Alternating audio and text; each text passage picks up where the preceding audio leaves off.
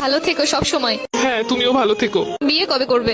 জানি না আদৌ কপালে বিয়ে শাদী আছে কিনা। তোমার বউকে বলে দিও আমি যেই হাত ধরেছি ওই হাত যেন না ধরে। তোমার জামাইকেও বলে দিও আমি যে গালে কিস করছি ওই গালে যেন আর কিস না করে। আমরা যেই জায়গায় দুজন মিলে ঘুরছি তুমি তোমার বউকে নিয়ে ভুলেও সেই জায়গায় আর যাবা না। বউয়ের মন রাখতে মাঝে মাঝে যেতেও হতে পারে। তুই নেই মাত্র কইলে তুই আর বিয়ে করবি না। এটা তো তোমার কথায় কথায় বললাম। তোর স্বভাব আমি ভালো করে জানি। আমি তো তোর কথা শোনা না লেগে কইতেছিলাম। ছেড়েই তো চলে যাচ্ছ, তাহলে আবার এইগুলো কেন বলতেছো?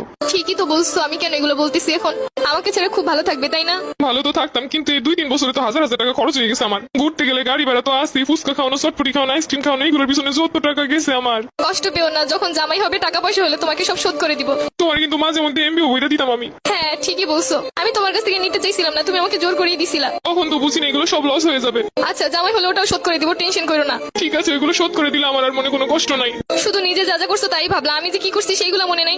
একদিন কচু শাক রান্না করে নিয়ে আসছিলাম, লাল শাক গুনা করছিলাম, তোমাকে ছেড়ে খাইতে পারতেছিলাম না তাই বক্স ভরে তোমাকে এনে দিছিলাম। আচ্ছা, আমার যখন বউ হবে আমিও তোমাকে লাল শাক আর কচু শাকের তরকারি রান্না করে বাটি ভরে দিয়ে আসবো। চেয়েছিলে এই শীতে রাজহাঁস রান্না করে খাওয়াতে আমাকে। ইচ্ছে তো ছিল কত কিছুই, কিন্তু হলো কই? সবই তো ঠিক ছিল, শুধুমাত্র এটা স্বপ্ন দেখে এভাবে চলে গেলে। আর আমার এই শীতে রাজহাঁস খাওয়া হলো না। শুধু কি স্বপ্নই? তুমি যে একটা মেয়ের দিকে তাকাইছিলে 2 মিনিটের জন্য, সম্পর্কে শুরুতেই বলছিলাম কোনো মেয়ের দিকে ভুলেও তাকাবা না। তুমি শুধু তাকানোটাই দেখলে, কিসের জন্য তাকাইছি সেটা তো একবারও জানতে চাইলে না। ওই মেয়েটার অন্য গাড়িতে পেঁচে যাচ্ছিল, আমি মেয়েটাকে বাঁচানোর জন্য ওকে ইশারা করে বুঝাচ্ছিলাম। আমি বেঁচে থাকতে অন্য কেউ মরে যাচ্ছে বলে তোমার এত কষ্ট হচ্ছিল? আমি তো বলেছি আমার ভুল হয়েছে।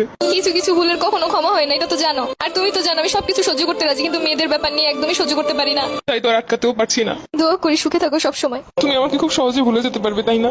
ঘৃণা মানুষকে সবকিছু করতে শিখায়। ভাবতেছি এতদিন যার সামনে তোমাকে বউ বলে পরিচয় দিচ্ছি, পরবর্তীতে কি হবে? তাদেরকে বলবে আমি মরে গেছি। জীবন তো কারোর জন্য থেমে থাকে না। আচ্ছা, কিছু মনে না করলে একটা কথা বলি। আমি যা বেগের বসে তোমার একটা পায়েল কিনে দিছিলাম, ওই পায়েলটাকে ফেরত দেওয়া যাবে? জানোই তো আমার কাছে অত বেশি টাকা পয়সা নাই। নতুন কাউকে পটাইতে গেলে তো তখন লাগবো। কিন্তু ওই পায়েলটার তো 2-3 জায়গা থেকে খুইলা পড়ে গেছে। সমস্যা নেই, তুমি নিয়ে এসো, যা পইরে গেছে ওগুলো লাগাই নিবো। ওটার তো রঙও তেমন ভালো নাই। সমস্যা নেই, রং করে নিবো। আচ্ছা ঠিক আছে। আর শুনো, এই শীতে গোসল করো প্রতিদিন। আগে শীতে কত বলে বলে গোসল করাইছি। তোমার আর আমাকে নিয়ে এখন চিন্তা না করলেও চলবে। তোমার আর আমার পথ এখন আলাদা। তারপরও মনে তো কোথাও একটা রয়ে গেছো। এত সহজে তো চাইলেই ভুলতে পারবো না।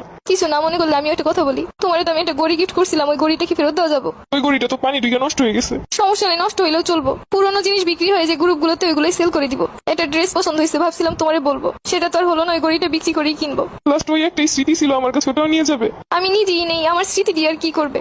তো